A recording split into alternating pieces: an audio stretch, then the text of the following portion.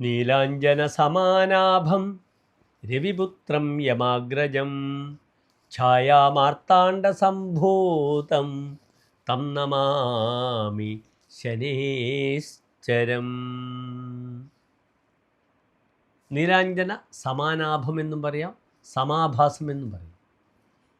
ഭ, ആഭ ഇത് രണ്ടും ഒരേ അർത്ഥമാകുന്നു, ശോഭ എന്നർത്ഥമാണ്.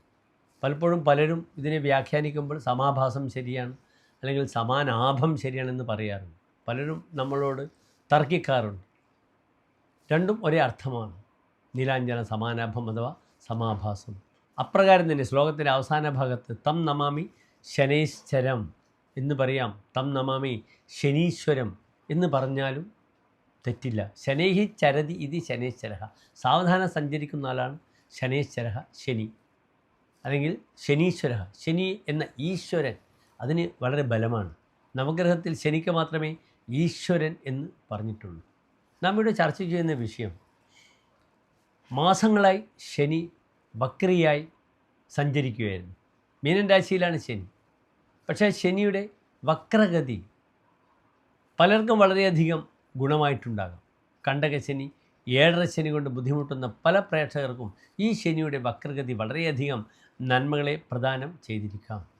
ഇവിടെ ശനി വക്രം കഴിയുകയാണ്. നവംബർ 28 ശനി വക്രം കഴിഞ്ഞ് മീനൻ രാശിയിലേക്ക് തന്നെ ശക്തമായി ആ വക്രത്തിലുള്ള നക്ഷത്രം കഴിഞ്ഞ് വീണ്ടും മീനൻ രാശിയിൽ തന്നെയാണുള്ളത്. മീനത്തിൽ നിന്നും കുംഭത്തിലേക്ക് വക്രവും വന്ന് പോയിട്ടൊന്നുമില്ല, മീനൻ രാശിയിൽ തന്നെയായിരുന്നു. പക്ഷെ അദ്ദേഹം സൈലൻ്റായി തൻ്റെ വക്രസ്ഥിതി ചെയ്തിരുന്നു.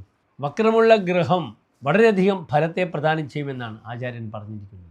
അതിനാൽ പലർക്കും ഈ ശനിയുടെ വക്രകാലം ഗുണം ചെയ്തിരിക്കാം. ഇനി ശനി വീണ്ടും തൻ്റെ ആ പഴയ പ്രതാപം അല്ലെങ്കിൽ പ്രതാപമില്ലായ്മ സംഭാവന ചെയ്യും പല രാശിക്കാർക്കും പല രീതിയിൽ. കാരണം ശനിയെപ്പറ്റി ചിന്തിക്കുമ്പോൾ ദുഃഖങ്ങളും ക്ലേശങ്ങളും, മരണം, പാതിത്യം, വീഴ്ച, ഡിപ്രഷൻ ഇതൊക്കെ ചിന്തിക്കേണ്ടുന്ന ഗ്രഹമാണ് ശനി എന്നറിയുക. വളരെയധികം ക്ലേശങ്ങൾ ശനി ഉണ്ടാക്കും. ശശമഹായോഗം ചെയ്യുന്ന ഗ്രഹമാണ് ശനി. ശിവനെപ്പോലും വിറപ്പിച്ച ആളാണ് ശനി. നീതിയും ന്യായവും ഒക്കെ ശനിക്കുമുണ്ട്. സൂര്യപുത്രനാണ് ശനി. ജനിക്കുമ്പോൾ തന്നെ തൻ്റെ പ്രതാപം കാരണം തൻ്റെ പിതാവായ സൂര്യൻ്റെ മുഖം കരിവാളിച്ചു പോയി. അതിനുശേഷം മകനെ കാണാൻ സൂര്യൻ നിന്നില്ല. അത്ര ശക്തമാണ് ശനി. അതുകൊണ്ടാണ് ശനി ഈശ്വരൻ എന്ന് വിളിക്കുന്നത്. പക്ഷേ ശനി ഒരു രാശിയിൽ നിന്നും മറ്റൊരു രാശിയിലേക്ക് സഞ്ചരിക്കുമ്പോൾ 2.5 വർഷം സമയമെടുക്കുന്നുണ്ട്. അതുകൊണ്ടാണ് പലപ്പോഴും മന്ദഹ, അലസഹ എന്ന നാമങ്ങളിലൊക്കെ ശനി അറിയപ്പെടുന്നത്. വളരെ സാവധാനമാണ് അദ്ദേഹത്തിൻ്റെ സഞ്ചാരം. അതുകൊണ്ട് പലപ്പോഴും ശനി ലഗ്നത്തിലുള്ള വ്യക്തിക്ക് വളരെ സാവധാനമായിരിക്കും അദ്ദേഹത്തിൻ്റെ പ്രവർത്തനങ്ങൾ. പലപ്പോഴും കുളിക്കാൻ പോലും ബുദ്ധിമുട്ടാണ്. ഞാൻ ബോംബെയിൽ 2 ദിവസം വരെ വീട്ടിൽ ജാതകം നോക്കി. 4ാം ക്ലാസ് പഠിക്കുന്ന കുട്ടിയാണ്. അവന് ലഗ്നത്തിൽ ശനിയാണ്. വളരെ അലസനാണ്. അവന് എഴുന്നേൽക്കില്ല. കുളിക്കാൻ വലിയ പ്രയാസമാണ്. പക്ഷേ ആ ശനി തന്നെ ആ ബ്രാഹ്മണ കുട്ടിയാണ്. മഹാരാഷ്ട്ര ബ്രാഹ്മണൻ ഫാമിലിയിലുള്ള കുട്ടിയാണ്. ആ കുട്ടി പ്രായത്തിലും രുദ്രവും ചമകവും ഒക്കെ ജപിക്കുന്നു. ഹനുമാൻ ചാലീസ ബൈഹാർട്ടാണ്. കേവലം 9-10 വയസ്സുള്ള കുട്ടിക്ക്. അതാണ് ശനി സ്പിരിച്വൽ ഒരു വ്യക്തിയെ പൂർണ്ണതയിലേക്ക് എത്തിക്കും. അലസത ഉണ്ടാകാം. പക്ഷെ അവിടെയും ആ ശനി ഏത് ഭാവത്തിൽ നിൽക്കുന്നു അവിടെയാണ് ആ ശനിയുടെ പ്രത്യേകത. തുലാത്തിൽ ഉച്ചത്തിൽ നിൽക്കുന്ന ശനി രാജയോഗം പ്രദാനം ചെയ്യും. അപ്രകാരം മകരകുംഭങ്ങളിൽ നിൽക്കുന്ന ശനി വളരെയധികം നന്മകൾ പ്രദാനം ചെയ്യും. അപ്രകാരം തന്നെ വ്യാഴക്ഷേത്രമായ ധനുവിലും മീനത്തിൽ നിൽക്കുന്ന ശനിക്ക് വളരെയധികം പ്രാമുഖ്യം പറഞ്ഞിട്ടുണ്ട്. ലഗ്നത്തിൽ നിൽക്കുമ്പോൾ ഒരു വ്യക്തിയുടെ ജാതകത്തിൽ 5ാം ഭാവത്തിൽ ശനി വരുമ്പോൾ പഠനത്തിൽ വലിയ ബുദ്ധിമുട്ടാണ്. നേരെ മറിച്ച് ഈ പറഞ്ഞ ക്ഷേത്രങ്ങളിലൊക്കെ നിൽക്കുന്ന ശനി ഭാവനാ വിലാസം ഒരു വ്യക്തിക്ക് പ്രദാനം ചെയ്യും. ആത്മീയമായ ഉണർവ് ആ വ്യക്തിക്ക് പ്രദാനം ചെയ്യുമെന്ന് നിങ്ങൾ പ്രത്യേകിച്ച് അറിയുക. അപ്രകാരം മേൽപ്പറഞ്ഞ രാശികളിൽ ശനി കർമ്മസ്ഥാനം 10ാം ഭാവത്തിൽ നിൽക്കുകയാണെങ്കിൽ അയാൾ കർമ്മകുശലനായിരിക്കാം. പക്ഷെ മറ്റു പല രാശികളിലും വരുമ്പോൾ അദ്ദേഹം വളരെയധികം ബുദ്ധിമുട്ടുകൾ കർമ്മമേഖലയിൽ അനുഭവിക്കുന്നതും നമുക്ക് കാണാം. ഏതായാലും എൻ്റെ എല്ലാ പ്രിയപ്പെട്ട പ്രേക്ഷകർക്കും ശനീശ്വരൻ്റെ അനുഗ്രഹം ഉണ്ടാകട്ടെ എന്ന് പ്രാർത്ഥിക്കുന്നു. എപ്പോഴാണ് ശനി തൻ്റെ നീചക്ഷേത്രമായ മേടത്തിലേക്ക് പ്രവേശിക്കുന്നത് എന്നുകൂടെ എൻ്റെ പ്രിയപ്പെട്ട പ്രേക്ഷകർ അറിയണം. 23/2/2028 ശനി മേടൻ രാശിയിലേക്ക് പ്രവേശിക്കുന്നത് തൻ്റെ നീചക്ഷേത്രത്തിൽ. അതുവരെ ശനി മീനൻ രാശിയിൽ തന്നെയാണ്. അതിനാൽ നമുക്ക് ചിന്തിക്കാം, ഈ ശനി, കണ്ടകശനി, ഏഴരശനി മുതലായവ മൂലം പ്രയാസപ്പെടുന്നവർക്ക് അല്ലെങ്കിൽ ശനിയുടെ പൊസിഷനിൽ എപ്രകാരം ചാരവശാലുള്ള ഫലങ്ങൾ നമുക്ക് ചർച്ച ചെയ്യാം.